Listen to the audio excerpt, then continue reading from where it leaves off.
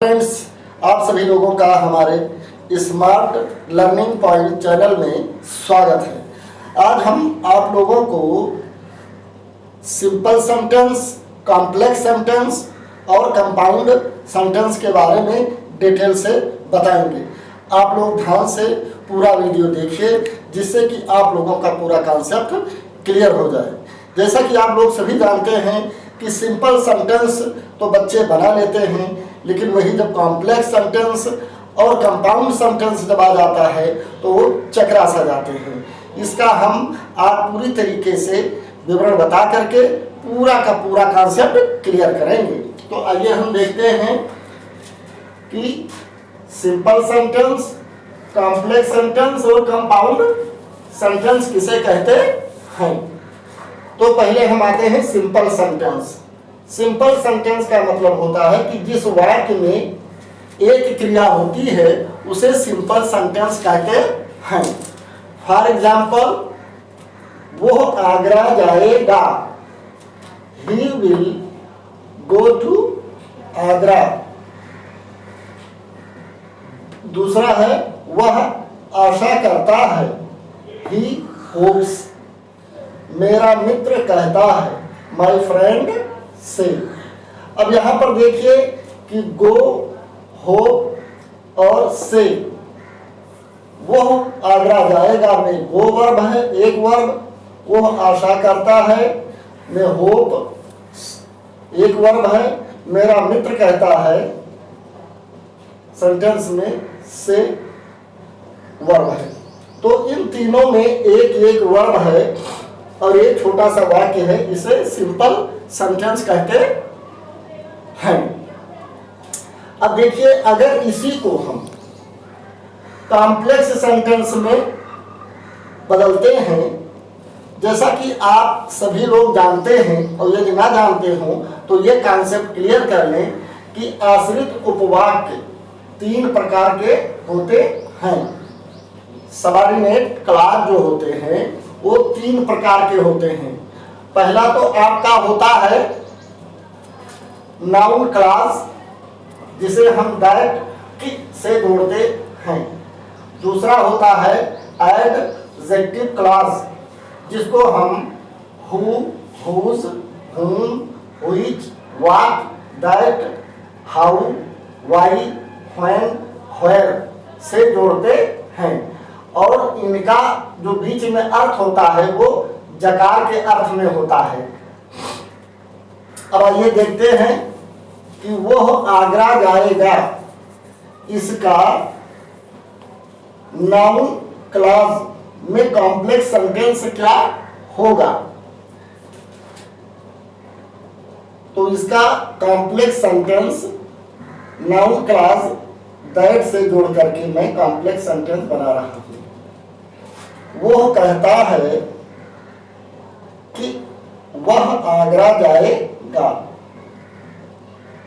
वो कहता है कि वह आगरा जाएगा। और ऊपर वाले में सिंपल सेंटेंस में सिर्फ था कि वह आगरा जाएगा।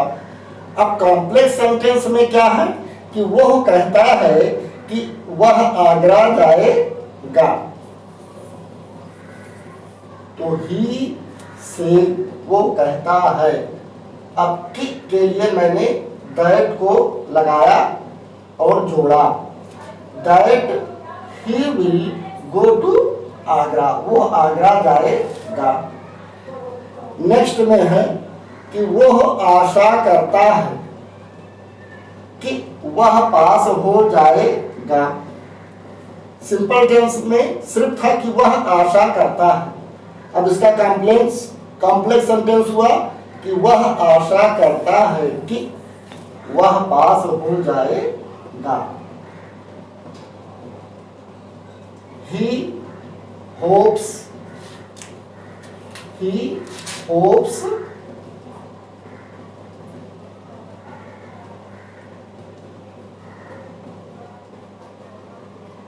he hopes that he will pass। वो ऐसा करता है कि वह पास हो जाएगा। अभी जो हमने राउंड से स्केच से कर लिया है दैट वो क्या है, ये दैट की का अर्थ लेता है और ये कनेक्ट करता है, जोड़ता है। नेक्स्ट, मेरा मित्र कहता है कि तुम एक अच्छे लड़के हो, तो माय फ्रेंड सेज। अब कनेक्ट करने के लिए, कॉम्प्लेक्स बनाने के लिए, that you are a good boy, तुम एक अच्छे लड़के हो। तो देखिए सीधी सी बात है कि आश्रित उपवाद के 3 प्रकार के होते हैं। पहला नाउन क्लॉज, जो कॉम्प्लेक्स को दैट से जोड़ता है। तो नाउन क्लॉज दैट वाला हमने यहां तक आपको समझा दिया। अब दूसरा आता है एडजेक्टिव क्लॉज, जो उपवाक्य को जोड़ता है, और वो सब ये हैं जो बीच में जकारवाचक अर्थ देते हैं। देखिए सिंपल सेंटेंस, मोहन एक पुस्तक पढ़ता है, तो Mohan reads a book. Next, यहाँ वही पुस्तक है, हियर इज द बुक। यह वही लड़का है, दिस इज द बॉय। यह वही आदमी है, दिस इज द मैन। ये वह कलमें हैं, दीज आर द पेन्स। ये वही घोड़ा है, दिस इज द हॉर्स।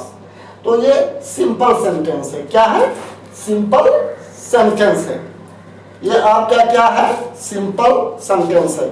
अब इसको हम जब कॉम्प्लेक्स सेंटेंस बनाएंगे और आश्रित उपवाक्य के दूसरे प्रकार एडजेक्टिव क्लॉज को जब जोड़ेंगे तो ये आपका कॉम्प्लेक्स सेंटेंस बन जाएगा। अब देखिए थोड़ा सा चेंजिंग करनी है, ज्यादा नहीं, थोड़ा सा चेंजिंग करनी है। मोहन एक पुस्तक पढ़ता है, मोहन रीड्स अ बुक।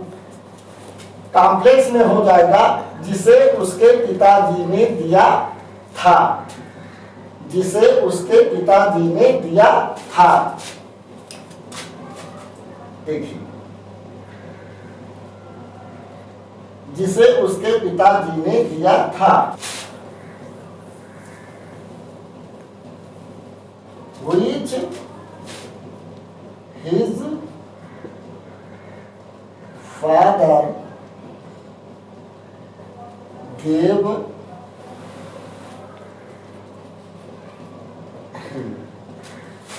मतलब मोहन एक पुस्तक पढ़ता है, ये हो गया सिंपल सेंटेंस। और जब कॉम्प्लेक्स बना तो हो गया कि जिसको उसके पिताजी ने दिया था, which his father gave him, which। अब दूसरा है कि यहाँ वही पुस्तक है, here is the book। ये सिंपल सेंटेंस है। अब इसका जब हम कॉम्प्लेक्स सेंटेंस बनाएंगे तो उसका होगा जिसे मैंने कल खरीदा था, जिसे मैंने कल खरीदा था। अब कनेक्ट कर रहा है, जिसे मैंने कल खरीदा था। तो हिंदी हम डाल रहे हैं और उसकी इंग्लिश बना रहे हैं, जिसे मैंने कल खरीदा था। जिसे मैंने कल खरीदा था, which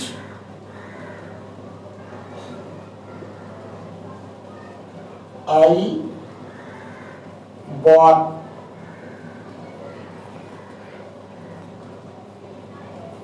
yesterday, राइट। जिसे मैंने कल खरीदा था, which I bought yesterday। अब नेक्स्ट है, ये है वही लड़का है, दिस इज द बॉय। ये हुआ आपका सिंपल सेंटेंस। अब इसका जब हम कॉम्प्लेक्स सेंटेंस बनाएंगे तो हो जाएगा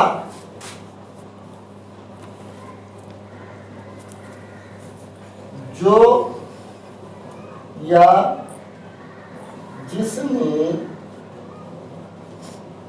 पुरस्कार पाया, यह वही लड़का है जो या जिसने पुरस्कार पाया। अब जिसने या जो पुरस्कार पाया, इसकी हम हिंदी मिटाल करके उसकी इंग्लिश लिख रहे हैं, आप लोग ध्यान दीजिए।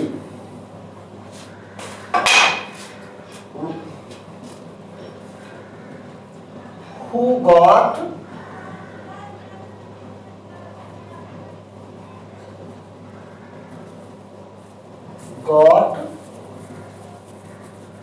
the prize, right. तो आप लोग समझ गए कि जिसने पुरस्कार पाया, Who got the prize। आप लोग ध्यान से देखते रहिए और समझते रहिए, कोई विशेष बात नहीं है। नेक्स्ट देखिए, यह वही आदमी है, ये सिंपल सेंटेंस है। दिस इज द मैन, यह वही आदमी है। अब इसका हम जब कॉम्प्लेक्स सेंटेंस बनाएंगे तो क्या हो जाएगा, जिसका पर्स खो गया था, यह वही आदमी है, ये सिंपल सेंटेंस। और जब कनेक्ट हम कर रहे हैं कॉम्प्लेक्स में, जिसका पर्स खो गया था, अब हम इसकी हिंदी मिटा रहे हैं। खो गया था,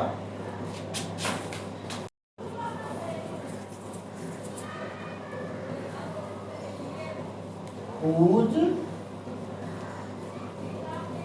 पर्स was lost, राइट। आप लोग समझ रहे हैं ना कि जिसका पर्स खो गया था, whose purse was lost। Next देखिए,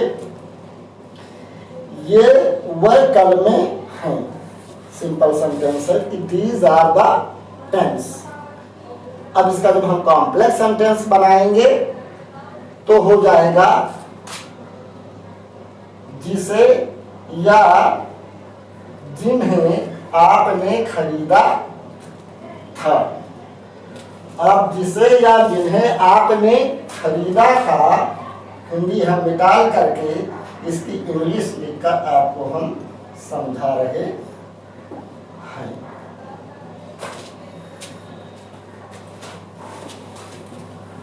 Which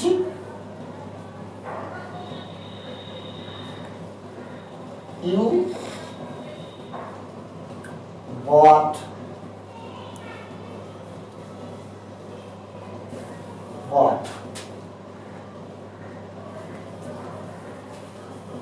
जिन्हें आपने खरीदा था, ये वह कलमें हैं। These are the pens, जिसे आपने खरीदा था, which you bought। और अगर यह हो जाए कि जिन्हें आपने कल खरीदा था, तो यहाँ yesterday भी लगा दें, ESTER, yesterday, यानी बीते हुए समयों में मैंने खरीदा था। तो मैं समझता हूं कि आप लोगों का कॉन्सेप्ट क्लियर हो रहा होगा। आप लोग ध्यान से पूरा वीडियो देखते रहिए। नेक्स्ट, ये वही घोड़ा है, दिस इज द हॉर्स। ये वही घोड़ा है, दिस इज द हॉर्स। ये सिंपल सेंटेंस हुआ। अब इसको अगर हम कॉम्प्लेक्स सेंटेंस बनाते हैं,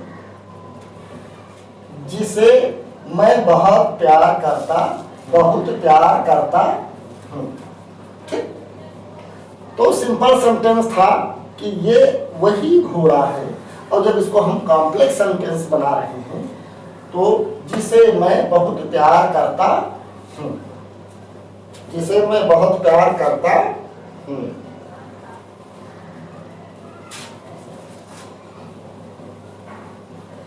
हिंदी में डालते हैं, उसके हम इंग्लिश आप लोगों को लिखकर बता रहे। I love whom I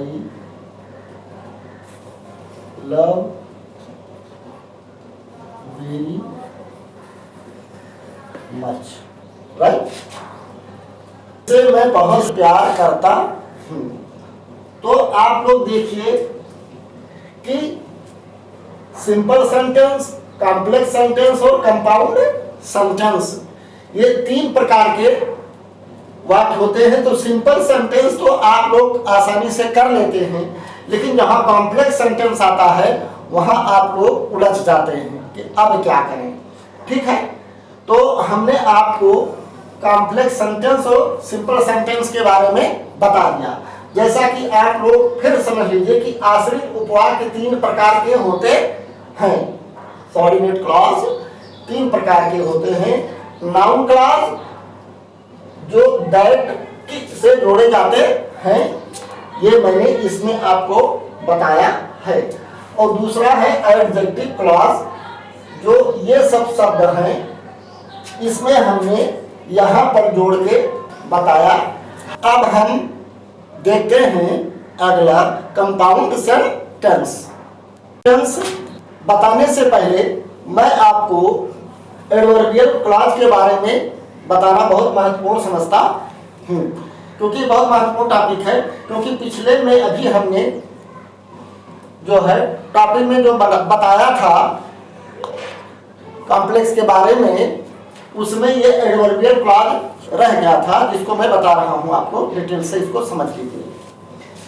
adverbial clause if, अगर, बिकॉज, क्योंकि, दाऊ, हालांकि, दाएं की अपेक्षा, इससे भी कॉम्प्लेक्स सेंटेंस बनते हैं।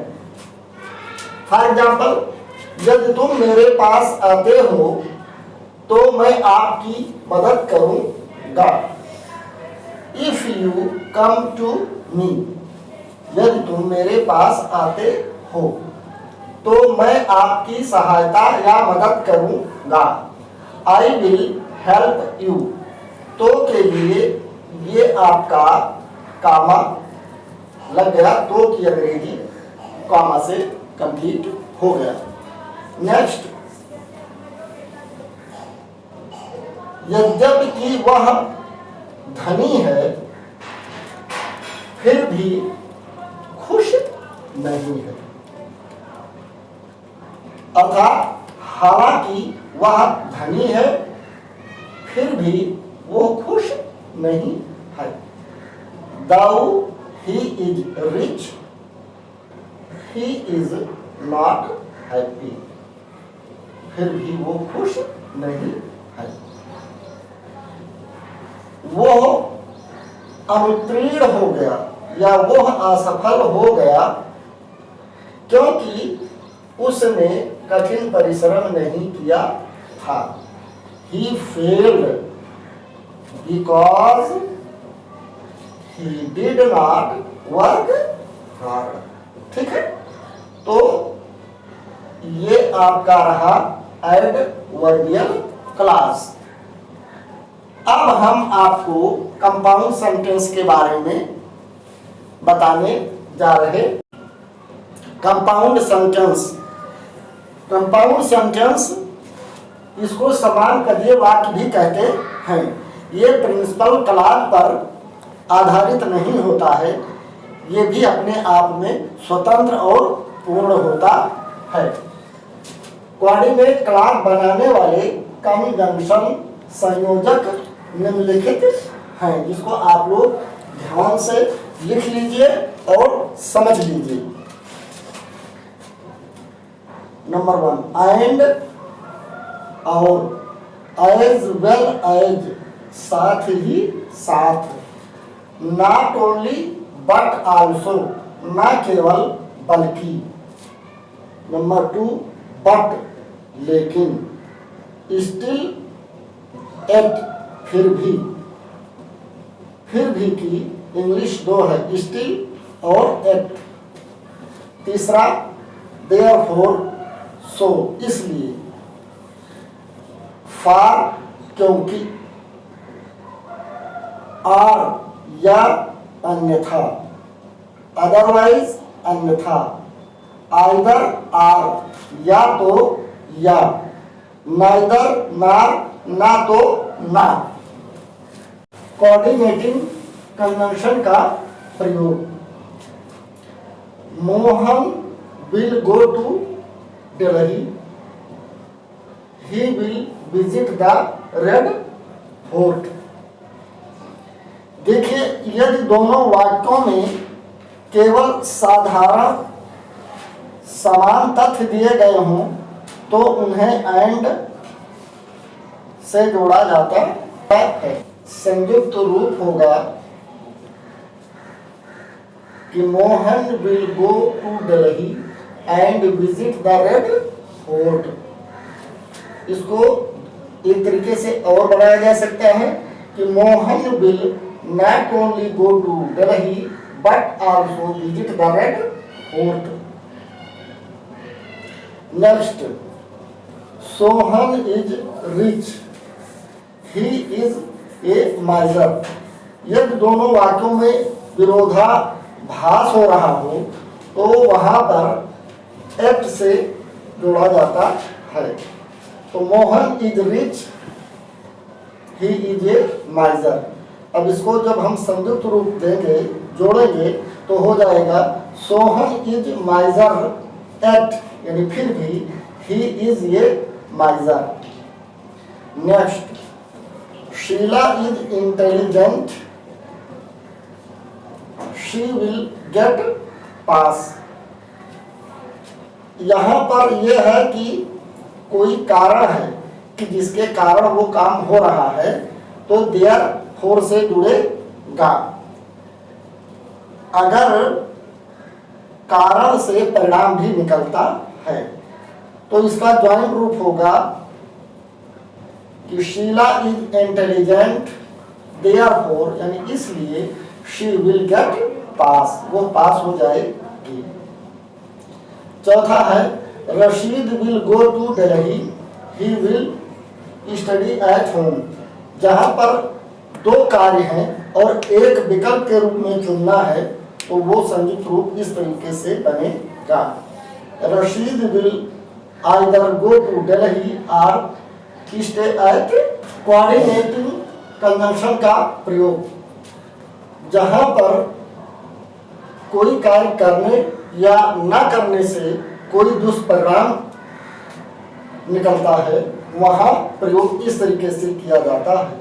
जैसे run fast, you will miss the train, यानी तेज दौड़ो, तुम्हारी ट्रेन छूट जाएगी। तो इसको संयुक्त रूप से जब हम करेंगे तो run fast, otherwise you will miss the train. मतलब अगर हम ऐसा नहीं करते हैं तो एक दुष्परिणाम निकल रहा है कि ट्रेन छूट जाएगी। दूसरा है Sheela not meet you, she will not talk to you.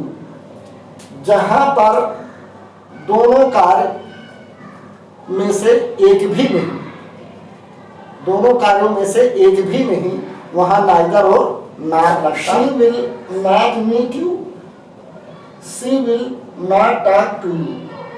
ना तो वो आपसे मिलेगी और ना बात करेगी। तो जब इसका संयुक्त रूप हम लेंगे तो ये नाइदर नॉट से जुड़ता है। She will neither meet you, ना तो वो आपसे मिलेगी ना और ना आपसे बात करेगी, ना टॉक टू यू।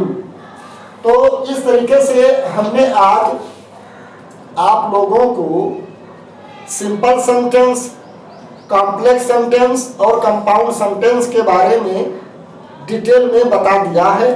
यदि आप लोग पूरा वीडियो ध्यान से तो आप लोगों की इंग्लिश अच्छी और मजबूत हो जाएगी। Thank you for watching this video.